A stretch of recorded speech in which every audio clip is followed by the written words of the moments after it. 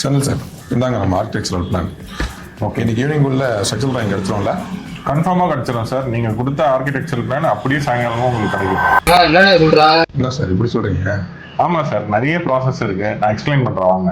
எங்களோட டிசைன் ப்ராசஸில் பல ஸ்டெப்ஸ் இருக்கு. First step checklist. ஒரு மாடல் பண்ணுறதுக்கான செக்லிஸ்ட் இருக்கு, ஒரு டிராயிங் பண்ணுறதுக்கான ஸ்டாண்டர்ட்ஸ் அண்ட் செக்லிஸ்ட் இருக்கு. ஃபர்ஸ்ட் செக்லிஸ்ட்டை வச்சு தேவையான டேட்டாலாம் நாங்கள் கிளைண்ட் கிட்ட இருந்து எடுத்துப்போம். Step number 2 peer review. அந்த ப்ரிலிமினரி டிசைனை எங்களோட இன்ஜினியர் முடிச்சிட்டாருன்னா அவரோட டிசைன்ஸை இன்னொரு இன்ஜினியர் செக் பண்ணுவார். இதுதான் எங்களோட முக்கியமான ஸ்டெப். Step 3 detailing audit. எங்களோட டிசைன் முடிஞ்சதுக்கு அப்புறமா இந்த டிசைன்ல இருக்கிற அந்த டேட்டா எல்லாம் டிராயிங்ஸுக்கு போகும். அந்த டிராயிங் கரெக்டான ஃபார்மேட்ல இருக்கான்னு சொல்லி செக் பிரிண்ட்னு சொல்லி ஷேட் பண்ணி செக் பண்ணுவோம். Step 4 client review. எங்க சைட்ல இருந்து டிசைன் அண்ட் டிராயிங் முடிஞ்சதுக்கு அப்புறமா கிளைண்ட்டுக்கு அமிச்சு அவரோட ரெக்குவயர்மெண்ட்ஸ்லாம் சாட்டிஸ்ஃபை ஆயிருக்கான்னு சொல்லிட்டு நாங்க பார்ப்போம். 5th அண்ட் ஃபைனல் ஸ்டெப் இதுதான் சைட்டுக்கு நம்ம ரிலீஸ் பண்ண போற டிராயிங்ஸ். இது ரிலீஸ் பண்ணதுக்கு அப்புறமா சைட்ல இருந்து ஏதாவது சேஞ்சஸ் இருக்குன்னா எங்களுக்கு கன்வே பண்ணுவாங்க.